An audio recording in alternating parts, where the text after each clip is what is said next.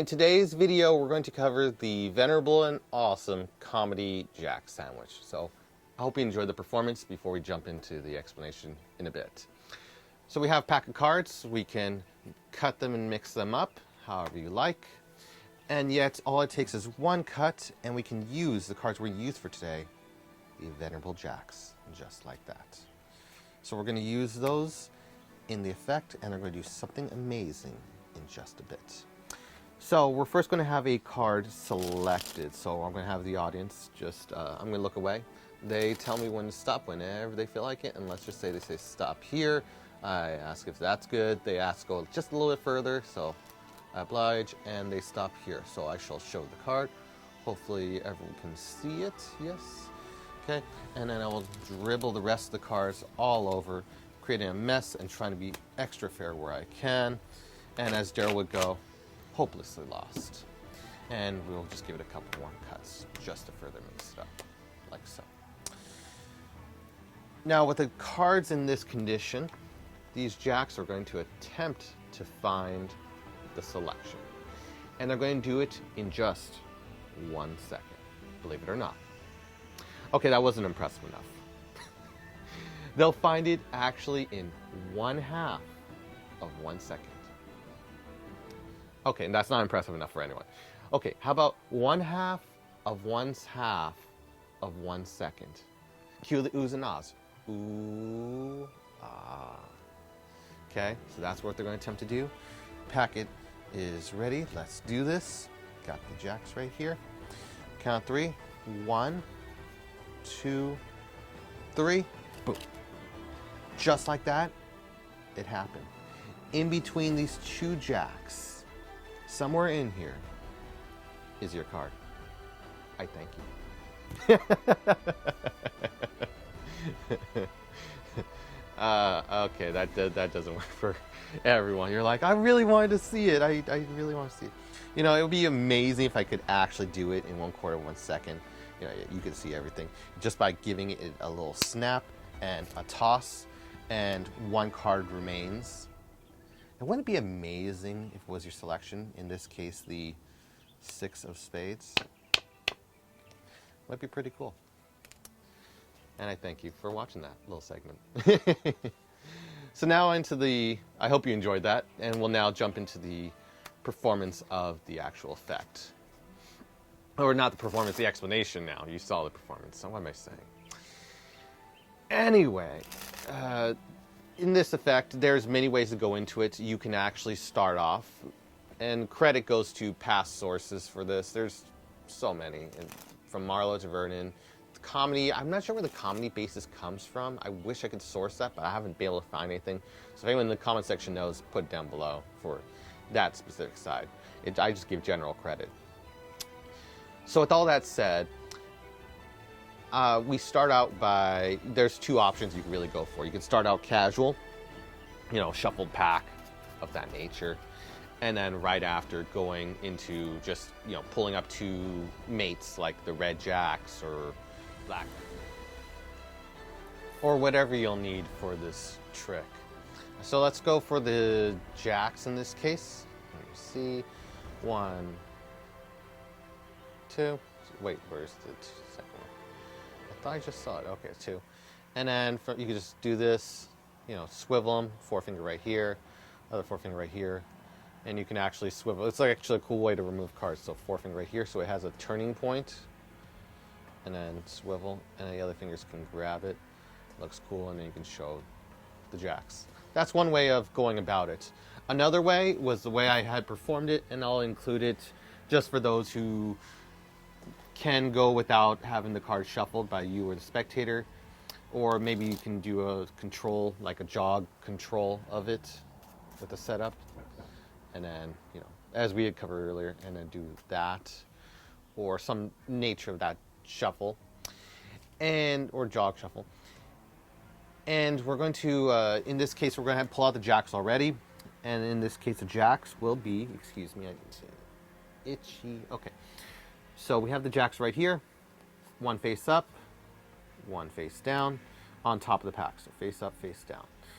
And then, so when we're ready to find, we say we need Jacks for this effect, We can do, a false cut if you want. We can just cut out. We can do it in biddle grip. Forefinger right here, three fingers right here. Let me see if I should turn up the brightness just a bit. Yeah, about there. And you could have it in biddle grip, but before then. So first you get a break. First you get a break. Transfer to biddle grip, so you got a break right here. You can see right here. And then, oh sorry, if you, I'm confusing the false cuts and then the regular cuts. So no, assuming you just want to do a false cut, you can do the biddle grip right there, cut off about half the pack, put it on top, get a break, and then cut it again at the same point, and nothing's changed. The jacks are still here. It just looks like a good little maneuver. So there, then there, and then we get the jacks. Okay, nothing's happened. So it's just a cool little false cut that you see magicians do all the time. Something they do, they just go like this, go like this. Nothing's changed. They just swap the packets twice. When you're actually ready to do it, we talk to the spectator, misdirecting that we're getting a break because we don't want to flash that. Ooh. So if you're down, if you have a moment and you can misdirect, I could say, and I'm going to show you something amazing with the jacks, and I just push off using my thumb, push off, get a break, pull it back, get that. And the best way to describe this, because people have trouble getting it perfectly or whatever, you have to relax as you do this. So just relax as you push off, relax as you pull back, and get that break right there. And so you can misdirect. So I'm gesturing forward as I get it casually. I'm not making a big deal about it. I just get the break. You could be like make big body motions, just checking where their eyes are at this point. Because again, this is a flash point. You don't want to get caught on, especially this early on in the trick. So we got that break.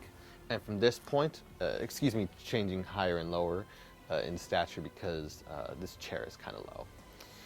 And what happens is we got our forefinger right here, other three fingers right here, and we have the break. And as we've done before with the false cut, we're going to take the packet, break off the packet, clip it, same, like we're doing double undercut kind of, basically. And add it to the top of that card. So now we're holding a break just between the two jacks.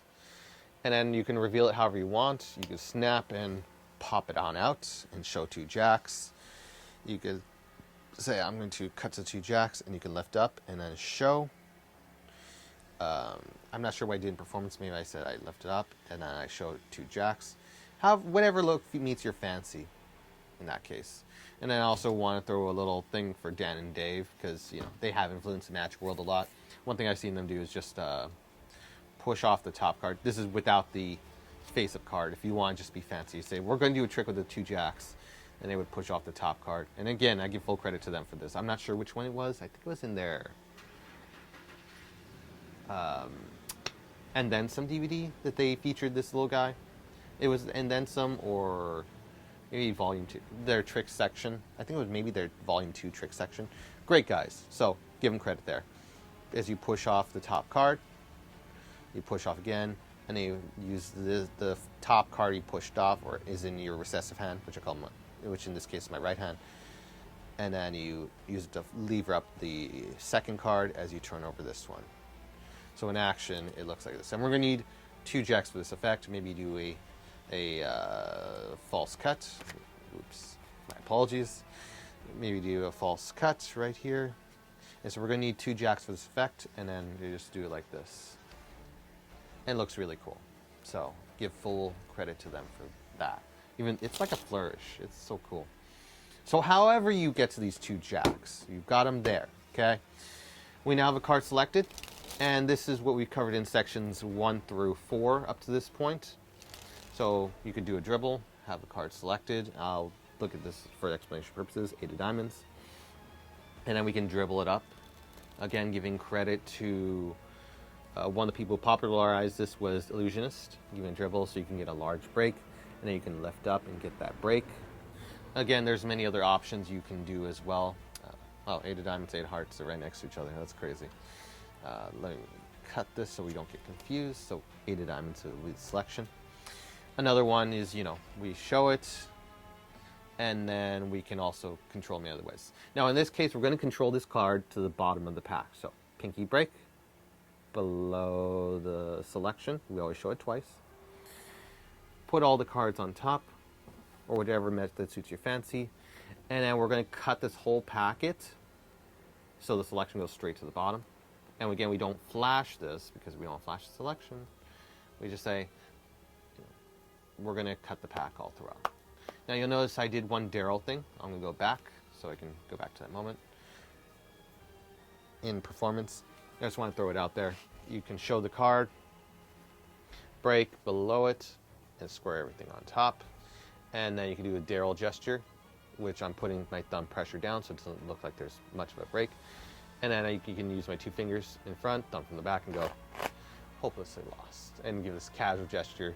And by relaxing, the audience relaxes, so it creates less suspicion that you're doing something tricky. And then you can do your cut. And just say, just for safe measure, I'll give it a cut. And after you drop the first packet, which contains the selection, then the other packets you just cut and drop. Could just be going along for the ride. We can square it up, and then we add power to the routine, in my opinion, because we are not going back to first second. We're going away from it, so it seems like it's out of my control. People can mess with it, or potentially mess with it. That's where good audience management comes in, so they don't prematurely touch it. You can just gesture it right here. And then we mentioned the 2 jacks are going to help find the card. Jacks, queens, kings, whatever you feel like. So we say they're going to find the card in 1 second. I can't remember who originally said this idea. Again, I wish I had someone to credit for this, but we're just going to go with it. And I say, okay, we'll find it in 1/2 of 1 second. Okay, that's not impressive enough. 1/2 of 1/2 of 1 second. I laugh, and the audience tends to laugh with it. And then I go, oohs and ahs. Ooh, ah. We're building up to it. Really building up that hype, and it's comedic. It just creates a relaxing thing. It's not so serious what's going on. And for my style, I'm going to take a break for 1 second to describe one little fun theory that I think everyone should know. A good magic show, in my opinion, has a variety of, it's like a roller coaster of emotions. You're happy, excited, you're laughing, you're serious, and just all these different emotions, and you're not sure what to feel, but it's very well orchestrated and organized and everything. To me, that's a great magic show, because it's like, wow, I went the whole chain of emotions. One of my favorite performers was Hannibal, because at the end of the show, when he did his production of the popsicle and he ate it while telling a story, I cried. So there's power in this, and so this creates variety of whatever else you're doing, and it builds upon and makes it an even better show just by doing this little effect, or just by adding emotion to it. It's not so much the trick; it's you. So going back to the jacks, we've built it up, we've set the gag up, and then as quickly and organized as we can, we want to grip the deck 4 fingers in front. 4 fingers in front. This 4 fingers up because it's going to need to catch one of the jacks. So 3 fingers here, 4 finger right, just chilling right here. And we have the 2 cards in dominant hand. And as quickly as we can, and we keep a firm grip on this, because you'll see in the parodies I actually failed. The cards fell everywhere. The cards are going to go on top and bottom real fast. So 1, so push off the top card of the jacks. 1, and then 2. And it doesn't even have to be perfect. And then the 4 fingers gripping this top jack, the lower jack goes right underneath, and then thumb grips both real fast. So it seems like, even though it may not have been a quarter of a second, it gives that perception of it. It's not organized, it looks haphazard like this, and the audience gets the idea. And then you go, in between these jacks, you can clearly display it now, in between these 2 jacks is your card. I thank you. And you laugh, relax, and the audience laughs because it's just so hilarious. It's like, you kind of did, but you kind of didn't. They had a more of an expectation, and now their guard goes down as they're just laughing. And, you know, for the most part, if this is the end of the trick, they're happy because they got to laugh. It was just a gag. You're not actually doing it, but it's still funny. You created entertainment, and that's, in my opinion, just as important as the actual effect. In my opinion. if they're enjoying themselves no matter what, even if there's no real trick, like the whole way through, then it's all great. Like, you kept them entertained the whole way through. So then we push off the top jack right here.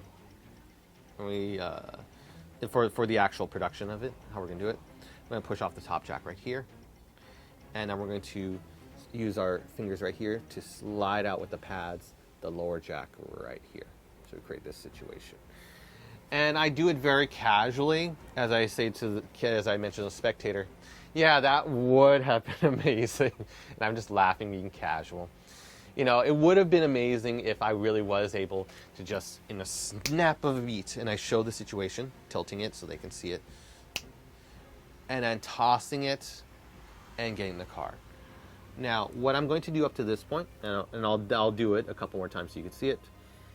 At this point, we have the one jack halfway out on the front, or like maybe a third of the way out, around there. Use your determination and discretion wisely. And then we have the other jack slipped out about a third to a half. Okay, so we got this situation. Now the pads of the fingers are going to be heavily placed on the next card, which is the selection right here, the 8 of diamonds. And then the thumb is going to be on the top card right here. This is important finger placement for the actual production. Okay, the fingers are not on the lower jack. They're all on this 8 of diamonds, and the thumb is putting pressure on this upper jack. But you do it very casually. And it would have been amazing if it actually could, you know, in a quarter of a second, just snap and then toss the cards. And we're going to just toss all the middle cards. It sounds weird, but it's just inertia by the pressure. And with just tossing, all the cards will go, and you can practice a couple times. All the cards will go except for the jacks and this 8 of diamonds that slides out from underneath. It happens so fast, people can't recollect what actually happened. So I'll do it a couple times. You know, it would have been amazing if I could just snap and then quarter 1 second, toss the cards, and one card remains. Pull it forward, and that is your 8 of diamonds. Show that, and they are amazed. So again, we'll do it a couple more times so you get the idea of it. Jacks. Here, so they could be haphazard. Then we organize them. We push one out, pull one back. Okay, we couch banter. It'd be amazing if it did. Blah blah blah. But it is important. Whatever suits your context. I just say blah blah blah. Whatever, because it's general, but I want to suit your context. Whatever you are more comfortable saying. So again, snap, and then remember to toss everything. And feel confident tossing, and then you'll get that 8 diamonds. Now, I would practice this on a bed, because in case stuff happens, as you'll see in the parodies, I messed up when I was trying to get the jacks together, the cards fell everywhere. So practice on, surprisingly, a bed, so that you can clean up real fast in case something happens. That is my best suggestion for practice. And eventually you'll just get it. You'll be able to nail it confidently and then go out and perform it. And it's just a great, great routine to make some laughs, gags, and whatever. And one last time. Toss. And then we get that 8 of diamonds, which you can take out, show, and you look amazing. So with that said, I hope you enjoyed this. This is a comedy jack sandwich, one of the revelations in my 5-section series I'm doing. And I just hope it's very helpful to you in being able to do really, really good card magic. I want to open up the variety from one card reversals that do reversals the entire deck. I don't know where people learn their card magic from. That one, or 21 card trick, as being the only 2 card tricks people really know. I really want to open this up to everyone so that, you know, more people can do interesting card magic and really create that hype and entertainment they want. So with all that said, I hope everyone's having a wonderful day. I hope this video was helpful. Like and subscribe, and catch you next one.